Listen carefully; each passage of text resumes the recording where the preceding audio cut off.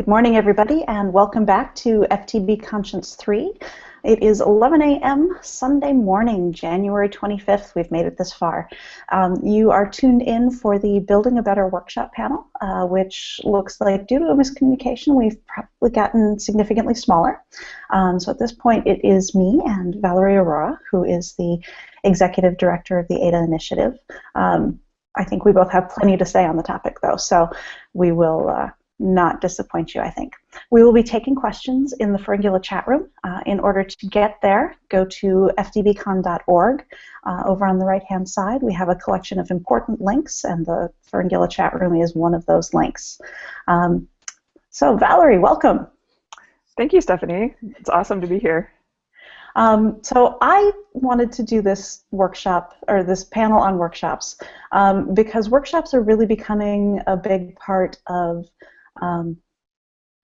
mostly the atheist conference scene, but to a lesser extent also the skeptic conference scene. And there doesn't seem to be a whole lot of consensus on what even a workshop is in that situation, much less what it should be.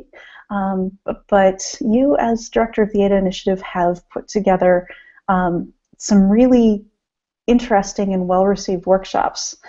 So I wanted to have a chat about what works and what doesn't. Why did you guys start with a workshop approach?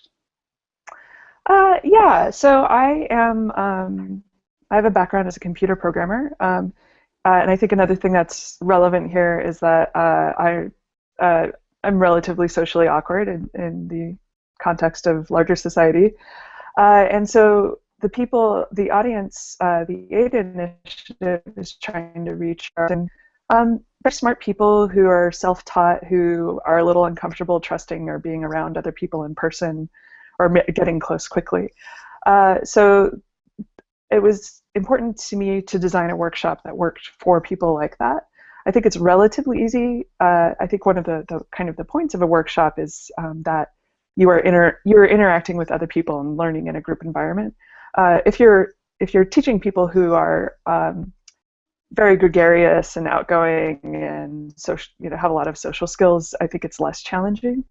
So the interesting thing for me was taking a standard, you could say, workshop format and making it work for people like me and people that were our audience. I think the other part that's interesting about workshops and what I really like about them is they're heading in the direction of this more participatory peer-to-peer style of conference. I'm not sure how many people are familiar with unconferences, but the idea of an unconference is that the people who are attending the conference make up the content of it. When they arrive, they decide, hey, let's have a session on this, and someone volunteers, and maybe there's 3 or 4 people who are leading it. Maybe there's no leader at all, and people just take turns speaking. And that, I think, is one of the goals of a workshop, is to get in that direction of sharing each other's knowledge instead of just one person at the front of the room sending out direct knowledge in one direction and everyone else just receiving. This is a very the atheist and the skeptic communities are both very filled with intelligent, accomplished people who have a lot to share. So that I think it's great that workshop culture is growing, and could talk some more about later on about how we developed and iterated through the Ally Skills workshop that we teach. Yeah, I started doing workshops actually with Science Online, which is a modified unconference format. It's something where the community gets together a bit ahead of the conference to decide what the content is going to be. And there are some reasons for doing that that are probably not really relevant to this particular panel, but interesting to talk about. And that has, so basically I started there. I've did them for the 3 years that I attended there. But I noticed even there that sometimes what gets advertised as a conference is really a small talk. Yes. Yes. And Now, I know you're the kind of person who researches these things. Have you looked into at all how much people tend to learn when they participate as opposed to when they listen? Yes, there's an excellent, I don't remember the name of it at all, but there's some sort of ladder of learning effectiveness, and definitely at the bottom is something where you're just reading about it and not doing it, or listening to someone talk about it and not doing it. One of the things we did with the Ally Skills Workshop is we made you practice the skills that you were learning in the workshop. So one of the things you learn to do is how to take turns in discussion, how to pay attention to see if everyone is participating, how to invite people to participate if they aren't, looking for patterns in who you interrupt and who gets listened to and who gets credit. And so people are actually doing that in the workshop in these small groups of 4 to 6 people. And that is, yeah, it's not possible for every workshop, but if you can structure your workshop so you're practicing your skills while you're doing it, that's the best. However, even if you can't practice the skills, having people act or participate or teach each other or help each other understand increases the learning effect of the workshop. All right. Yeah, I Can have ask you a question. Go ahead. Yes, please. I'm sure one of the things that people are nervous about with having a workshop is worrying about when people are disruptive in the workshop, or if someone shows up who's actively opposed to it. How do you handle that? When I started doing workshops, it really wasn't an issue. As I said, it was the Zvan conference format, and we were all, Science Online is a science communication conference, so we all had pretty thoroughly shared values and goals for the conference. And frankly, as that ended up being less the case, that was a bad thing for the conference, and the conference has come to kind of, I think, its natural end. Although the science communication community is still out there and doing events and that sort of thing. It's not the community has come to an end, just that conference has. So that wasn't an issue to start with. Over the last couple of years, as I've been doing it doing this in the atheist and skeptic community, it's been more of an issue. Although I have really found that, at least for us, it's more of an issue of something you have to plan for than something that really tends to happen. I won't say it doesn't happen, but there are people out there basically continually threatening to disrupt, and most of them don't follow through on anything like that. But basically, I have a pretty strong background in leading meetings and running group discussions and that sort of thing. And you know, it doesn't take hostile people to run a conversation off the road. It can take just friendly, enthusiastic people who have the same goals as you can run a conversation off the road. And I find that a lot of the skills of just the thank you for your contribution and let's bring this back to what we're talking about work even in hostile situations. And if they don't, the hostility ramps up to such a point that it's not hard to explain why you're asking somebody to leave. Yes. How about for you? I think you probably work in a slightly more directly hostile environment for this sort of thing than we do. Well, so I'll share with everyone watching the set of techniques I've developed to make workshop discussion more productive. So I start with, in the case of the Ally Skills Workshop, the audience is only people who are already convinced that there's a problem with sexism in their community, and we define like a minimum level. We enforce that to some level by, in most cases, doing sign up in advance and screening the people who have signed up, like asking them to give us a web URL where we can find out more about them.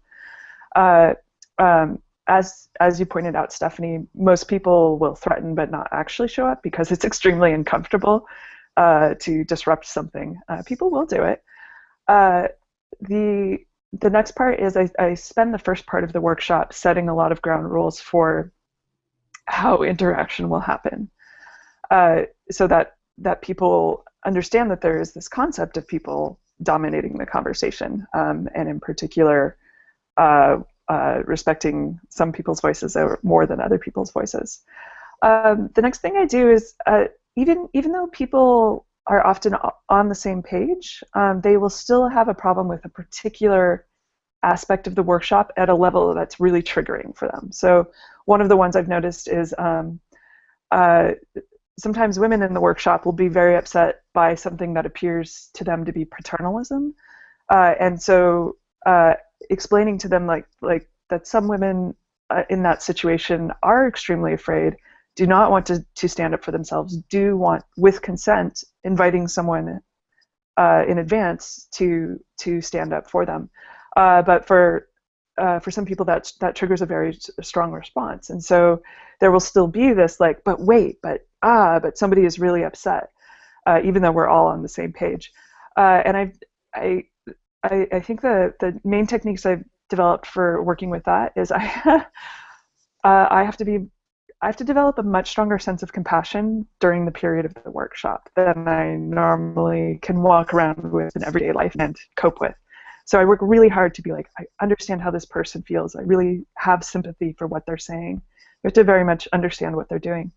The second part is you may not be able to resolve it during the workshop. So, but the one thing that will ruin the rest of the workshop is if people feel like there's unspoken tension if it wasn't resolved.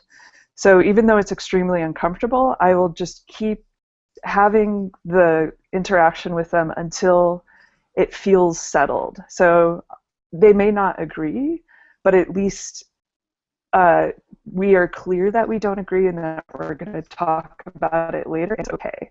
And that's a form of like, I ask for their consent to go on, and everyone feels like, oh, whew, that's okay. And one of the tools we use to improve the workshop is a anonymous survey after the workshop, and so I've had several pieces of feedback on how I handle this kind of discord. It's saying that, hey, it was great that you didn't just let that go unaddressed. So I think that's probably the most important and the most difficult part of dealing with avoiding it, but making sure that people feel like, hey, this may not be resolved, this person may not agree, but it's not awkward that we're all pretending this isn't happening. You've gotten rid of the elephant in the room. And I think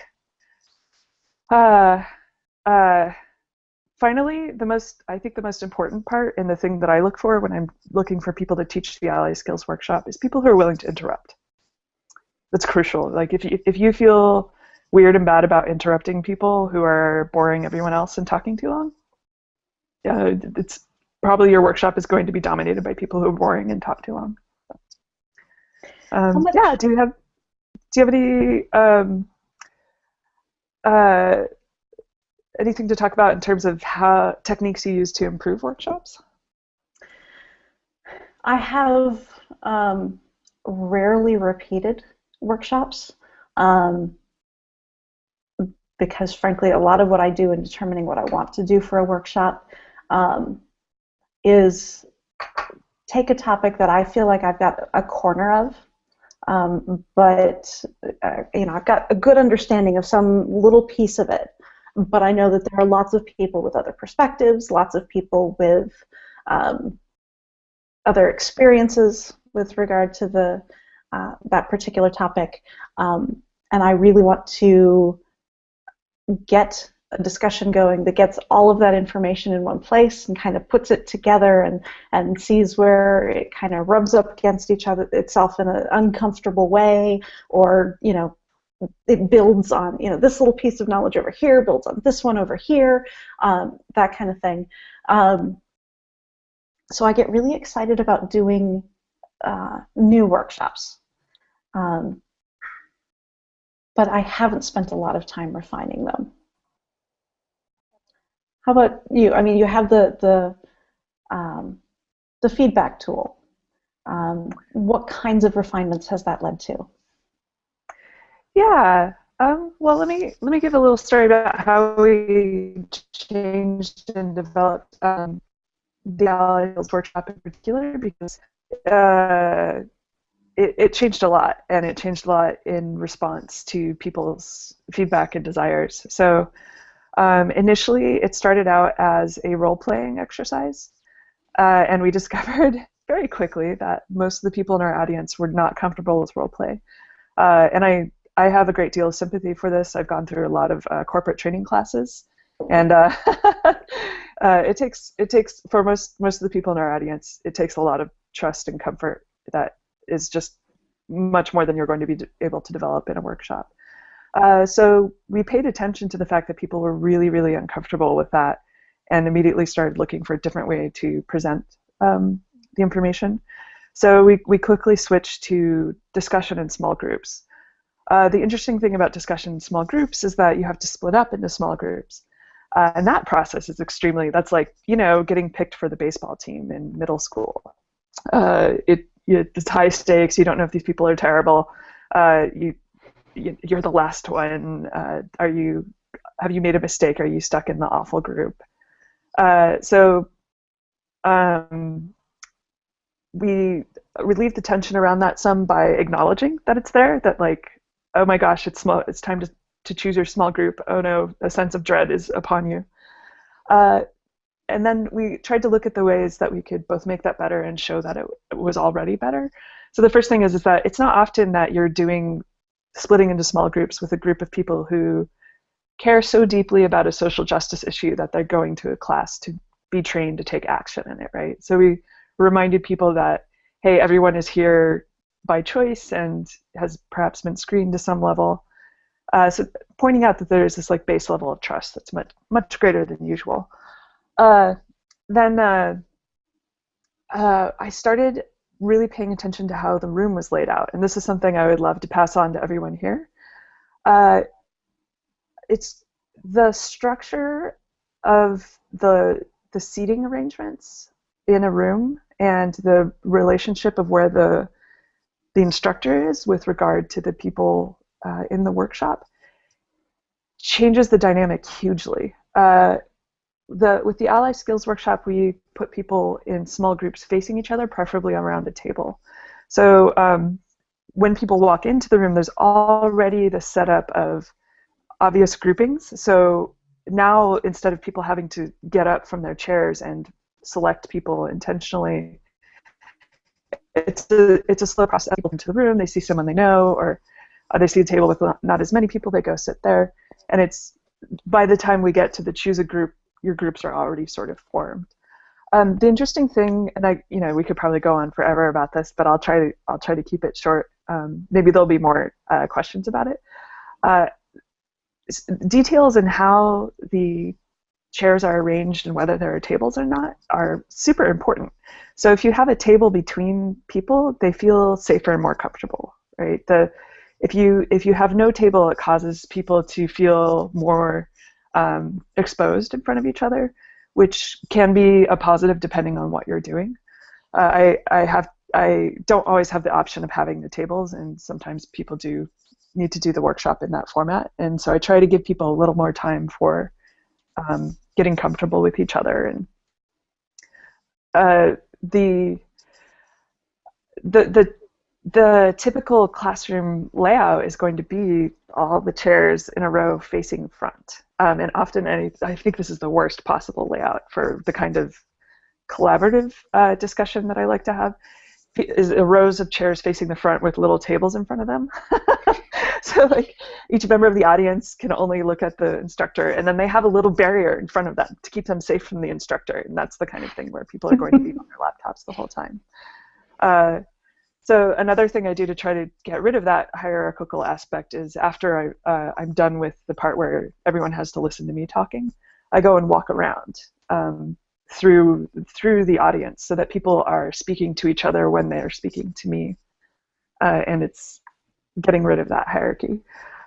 So there's, yeah, I've been doing this for years, even with regular talks. I'll walk in and be like, oh my God, the podium is over there. And I don't want the podium, I'll be behind the podium, change that, and move where the laptop stand is, and get rid of the chairs that are placed in a ridiculous position, things like that. So this is an important thing to do for whatever sort of talk or presentation or workshop or class that you're doing. Go in and alter the room, like move stuff that's going to be getting in the way of the discussion. So yeah, it's worth the anonymous feedback. It was very important to send out that survey right away after the workshop. So first you need to collect people's email addresses up front.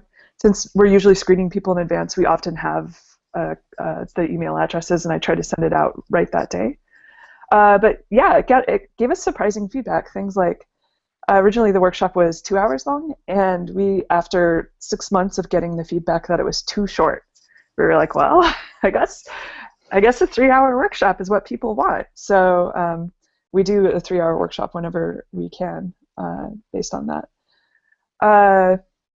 Yeah, I think that's probably the major stuff. I think it was important to keep iterating. And to listen to people, and then to be creative about solutions. All right. I will say, as somebody who doesn't repeat workshops a lot, I try to go in with plans that can be really flexible, depending on what kinds of things get people talking.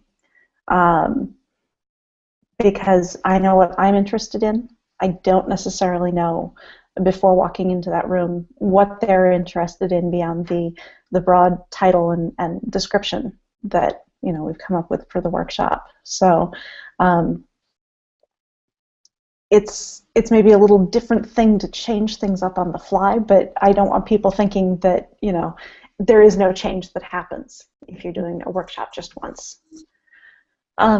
So one of the things that I do when I start a workshop, and I do it this way because being one of those,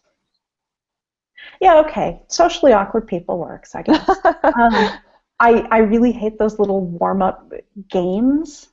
I hate things that act like they're supposed to be fun to get us started. So what I will do instead is start with 2 or 3 questions that are really low bar to participation, because it's a show of hands for if you relate to this topic in this particular way, so that I get people already just starting participating, starting getting over that bar of being audience as opposed to participants. What kinds of things do you do, if anything, really, when you're planning a workshop to get people started thinking about participating? Yeah, so I found that the part of the workshop before it's officially started, this is reality, people are going to be late. A great way to use that time is to go around the room and ask people what they hope to get out of the workshop or why they came. And that's the kind of thing, it's okay if other people miss it as they're coming in. But that definitely gets people started, and it gets them talking about what it is they want, and so that automatically gets them more engaged. I'm with you on the fake exercises and the fake getting to know each other sort of things. One of the things I do in the Ally Skills Workshop is I have people introduce themselves, but they also have a job. Like, introduce yourselves and you choose the gatekeeper. This is the person in each group whose job it is to pay attention to who's speaking and interrupt people if they're talking too much. And so they're getting to know each other, and I've given them instructions like a quick introduction, 30 seconds each. Another like series of iterations like that came along, and then they're doing something that's real and that has consequences. And I think asking people to start out a workshop by being fake is a terrible idea. Let's see. Yeah, I think those are my main to get people involved sort of things. And I just want to say, even when you're doing a workshop differently, a different workshop every time, you're learning techniques and figuring out, oh, this kind of structure works better for this kind of discussion, and vice versa. And it's interesting to me how many aspects of preparing for the workshop I did not consciously realize I was doing, like arranging the room, or going around and asking people for what they were hoping to get out of it as a start. It's just like, well, I feel awkward, and it's strange that I'm standing up here, and I want to give people something to do while we're waiting for everyone else to show up. So how about this? And then it turns out to be really useful. I'd love to talk a little more about changing the topic or what you're covering on the fly. I find this crucial and interesting, and it's the only reason I can keep doing the Ally Skills Workshop over and over again, is because it's different every single time.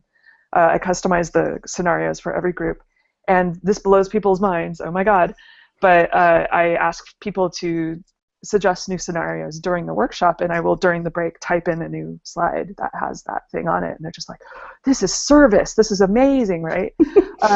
At the same time, I know the only reason I can do that is because I'm extremely experienced in this area, and I've heard all of the questions, and there is not a new thing you can stump me with. Do you have advice for people who would be nervous about covering unknown ground, or being caught not knowing the answer, or? Oh, it's fine not knowing the answer. I mean, everybody's there because they don't know the answers. You don't have to be an exception to that.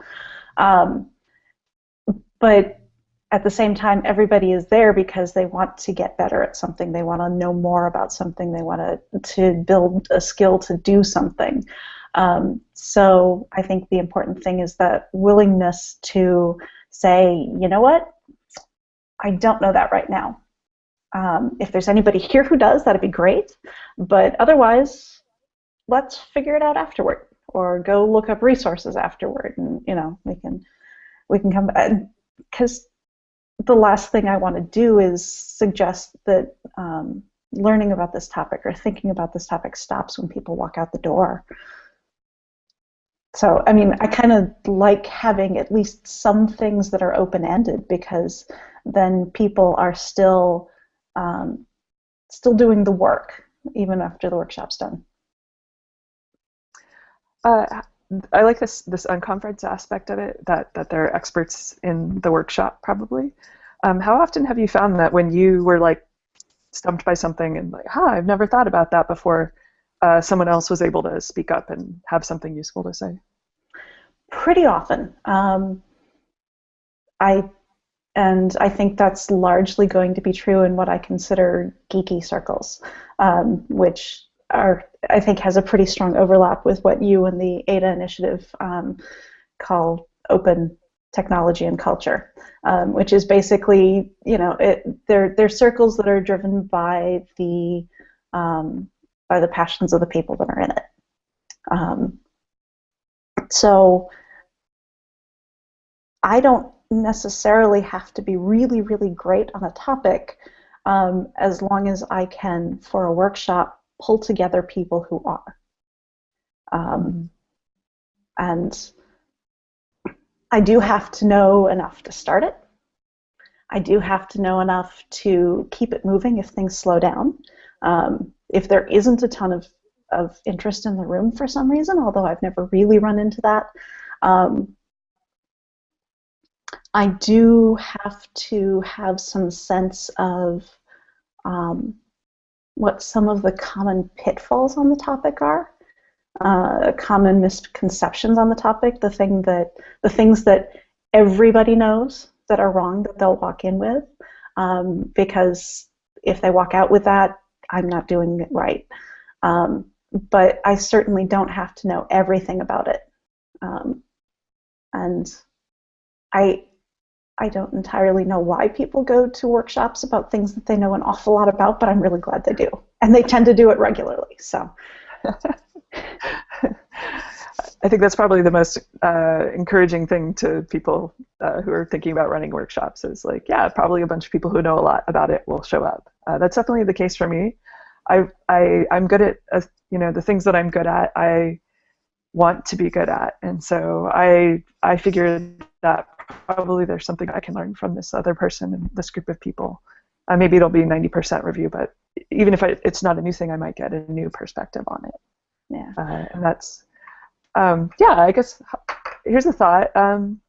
Like what is success for a workshop? How does it feel for the people who have been to the workshop? What is success for you as a leader of a workshop?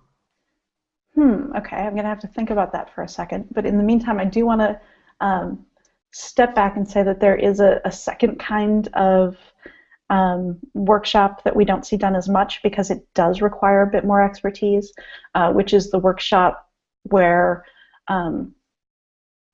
somebody walks somebody through the process of doing something. So walks everybody in the group through the process of, say, we'll be talking about the Secular Women Work conference later this afternoon. I will be, not you. But one of the things that we would like to do there is run a fundraising workshop where somebody comes in with an idea for something that their group or they can't just put up the money for, and somebody, the person who we have leading that workshop will talk about figuring out how much you need to have to get that project going, and people will do a little bit of that work right there, and then figure out who your audience is that you're fundraising for, and somebody who actually has done this kind of thing over and over can run that kind of workshop. But that is the one that does require a bit of expertise. On the other hand, that's also the one where success is really easy to measure because people come out with this plan and they can put it to work and it's great.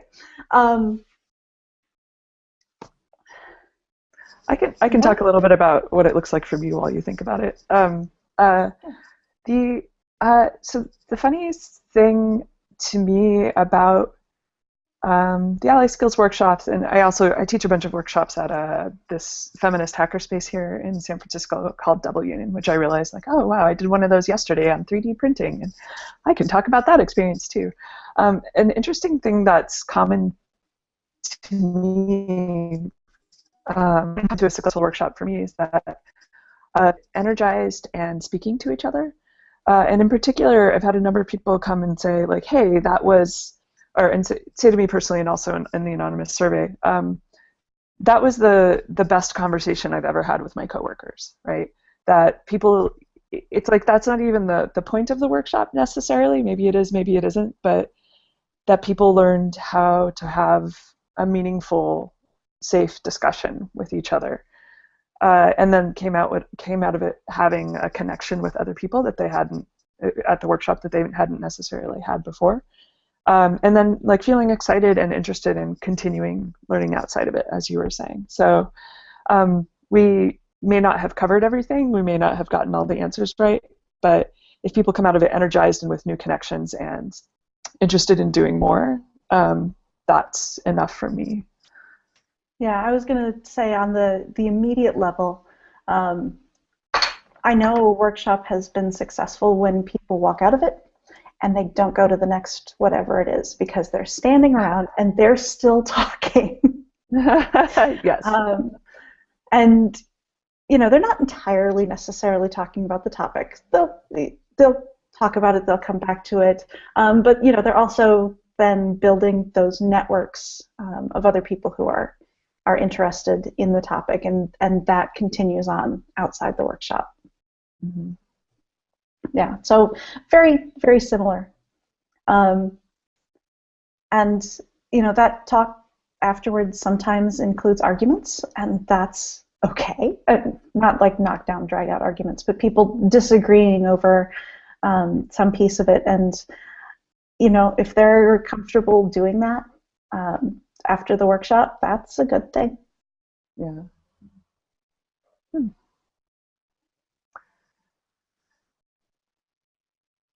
So we've talked a good bit about getting people started, and we've talked about people leaving, and we've talked. How do you go about structuring the material for the workshop? Do you have any particular, I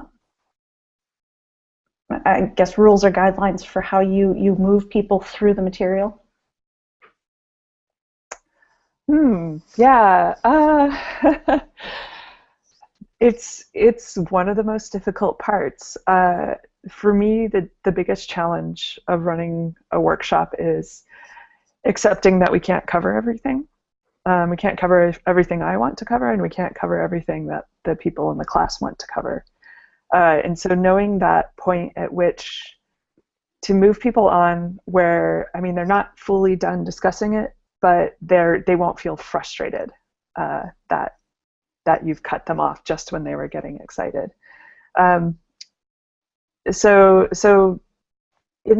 When people are doing the small group discussion, I just have a sense from listening, and I look at each group and I see how many people are talking and how much they're moving their hands, how much they're into things right now. And there's sort of I think the point that I give everyone a 30-second warning to stop, is to finish up their discussion so we can move on, is when I see one person is doing most of the talking for a while, and that's a good time to jump in and move things on. Sometimes they'll get quiet, the group of them, and like speak very, very short sentences to each other. That's another time that you can tell that it's ready to go.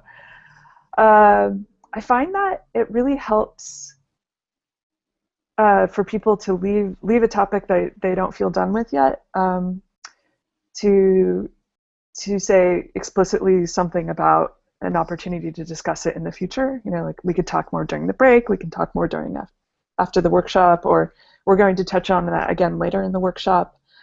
That really helps people feel like, oh, I don't have to give up this thing I'm really excited about forever. We can go on to the next thing. Interrupting people. I think a way that one thing I've learned is that people often keep talking for a very long time because they don't feel heard. And so one of the best ways to make them feel heard is to frankly interrupt them and say, I think what you're trying to say is, and summarize it very briefly. And most of the time people think that respond very well to that. Like, oh my gosh, the instructor just validated what I had to say. Like, I'm getting my point across. I can relax. And maybe I will then disagree with their point or something like that, but they've been heard at that point. Yeah, and then being sure to actually follow through and talk to people during the break or after the class works as well. Although there are some people who cannot be heard enough, so they're going to write the angry survey result afterwards. Yeah, just really making it clear to people. I think it's fear of missing out, FOMO. Making it clear to people this is not your last opportunity to have this discussion. We can do this again in some form. So. Yeah, I will say, tending to lead larger group discussions, you will find that person who has the opinion on everything. And frankly, stating straight out that you need to get, or you want to get, everybody heard helps a lot with that too, because most people react pretty well to at least an appeal to their sense of fair play. So yes. That helps. Yeah. Another thing I've started doing is in the beginning explaining the whole concept of gatekeeper, and alluding to the fact that, I mean, most people are bored by the person who talks too much, right? And I say in advance, because this has been true every single time. It's the person who is the quietest who often has the most interesting thing to say. And so I tell the people that in advance, and then later on when I say, hey, let's, I call on someone who hasn't been speaking, and they say something brilliant, and everyone's like, oh, wow, this is great. I'm much happier with this workshop than I usually am. So I just love it. I cannot believe what comes out of these people's mouths. I'm like, yes. And I will say that I try to structure the topics within a workshop such that everybody more or less has something to say about the early stuff. One, because that helps keep that barrier low to participation. And sometimes because then the people who say everything obvious say something about the easy stuff. And I mean, sometimes that person who wants to say something about everything really is an expert on the subject, and that can be a little tricky to balance getting everybody heard and getting all of the novel insights, the people who are, I don't necessarily want to say coming to a topic for the first time, but maybe coming to it from a perspective that not everybody has. Getting those people talking, and then balancing that with that expert who, you know, could stand up and do an hour-long lecture about the topic. But, you know, starting out, getting those people talking about the beginning then gives me a choice, or talking about the easy stuff in the beginning then gives me a choice on who I pick on and how many voices I get heard on the really interesting stuff later. I think so. This touches on something else I think that would be of interest to people designing workshops is doing that thing where you put the easier material at the front, or how you structure the workshop, like how you ramp up. So it's not so much even what's easier and more what makes it easier for people to build trust in each other initially and then building up. So the way I structure things in the Ally Skills workshop is I start with easier scenarios that are less personal, less triggering, less frightening to people. So something, the easy softball question for most people, not for everyone, is seeing a woman standing alone at an event, and I put in there, it looks like she wants to be talking to people, although there's often discussion about what that means, and ask people what they would do. And that's like such a low stakes thing for most people. Like, there's someone standing over there, there's no like drama, they're not being attacked, no one's hurting them, it's just like I have a choice to be a little extra welcoming or not. And then we move up to much more difficult things and occasionally get into something as tough as like, you have just seen someone be physically assaulted, what do you do? And that's 2 hours or 3 hours later, right? And that's at that point you've been working with these people in your group for a while, and you've seen the person leading it demonstrate safety and that it's okay to make mistakes and things like that. And then that's when you can get the tougher stuff that challenges people more. But yeah, just simply structuring the workshop in that way, that you start out with easier stuff that allows people to build trust, and then you get to the point where you really need that trust. So you've talked a couple of times about people saying things that are wrong or saying things that you disagree with. You want to talk maybe a little bit about, I guess, productive disagreement or disagreement that doesn't shut down the conversation, and how to handle that? Sure. Yeah, I have a long history of being. I'm personally very certain and direct, naturally, in my conversational style, one should say, and I've had to me over the years to say to me like, hey, you just said you wanted a discussion and then you immediately shut down the first person who tried to disagree with you. So that's definitely been a thing that I've worked on consciously for a while and still have a long ways to go. So yeah, it's very important as the person organizing the workshop to demonstrate that it's safe to disagree and safe to make a mistake. Like, and I'll say, make a mistake or be wrong, because people, for the situations in which people agree afterwards, like, oh, you're right, that was an idea. One of my main tools has been compassion and empathy. I will say, yeah, I used to think that, or when I first joined blah de blah, I also had that opinion, and then I'll say, and what changed my mind was coming to understand XYZ fact or experience, or listening to people and really sharing with them that experience that changed my opinion. And it's saying like, hey, this is not about whether you are a good or bad person. It's about whether you have had this experience or have been exposed to this information or have had this opportunity. That really helps. Do you have any examples? I'll think more. That's the main one that comes to mind, but I'll keep doing more. My approach is very similar to that, although I am a little weird in how little I tend to talk about myself, so I don't use myself usually as an example. But particularly in atheist and skeptic circles, I try to emphasize that a lot of these things are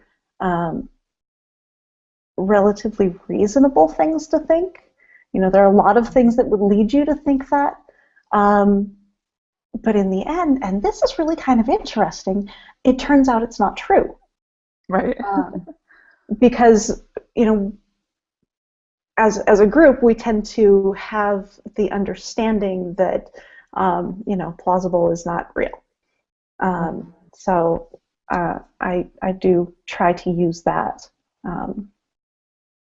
to put people at ease still, about not getting everything right, when they walk in the door to learn. Yeah, I agree with that. That's part of the technique is you're saying like, hey, it's totally reasonable for you to think that. And it's common to think that, and here are the reasons why you think that. And like, here's some new information that you probably didn't have before. And maybe you'll change your mind and maybe you won't. But yeah, just and I feel like by sharing your own story about changing your mind, it shows that personal growth and change is totally acceptable and part of the process. Yeah, I totally think that's a weakness in my style, is not making it personal, but that's me. It's not a suggestion for anybody else. There are multiple ways to do it, and you can tell stories about other people or people close to you. I'm trying to think of all the situations that people have done. It's definitely a technique I use. So I was teaching this 3D printing workshop yesterday, and oh my gosh, the documentation is so bad and it's so complicated, and there's so many little gotchas, and there's so many software bugs, and there's so many the print material. I constantly share with people like, look, it took me 20 hours to figure this out, right? Or here's the mistake I made this time around. And just I think one of the things I'm trying to get across in general in the teaching I do and the sharing I do is to really get rid of this idea that people are perfect. I guess it's destroying imposter syndrome, right? A big contributor to imposter syndrome is the belief that people get it right the first time, and that you don't get to see people learning and making mistakes in many fields. Like, nobody saw me screwing around and making ugly little blobby things on the 3D printer for the 20 hours that it took me to figure out how to do it. But I took a bunch of videos and I told people about it and shared what happened. And so now they're much less afraid to make mistakes. So. Yeah.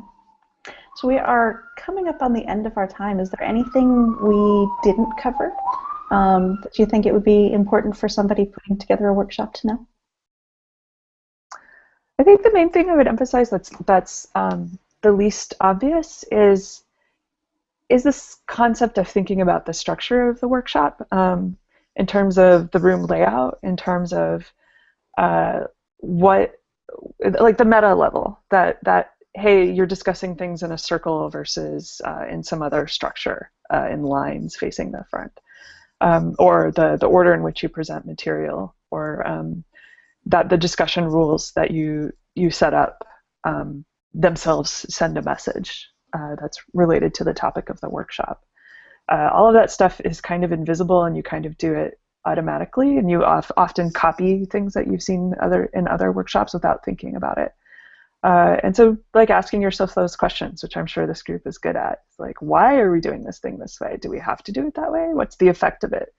Is it maybe serving some kind of societal power structure that I hadn't really thought about before?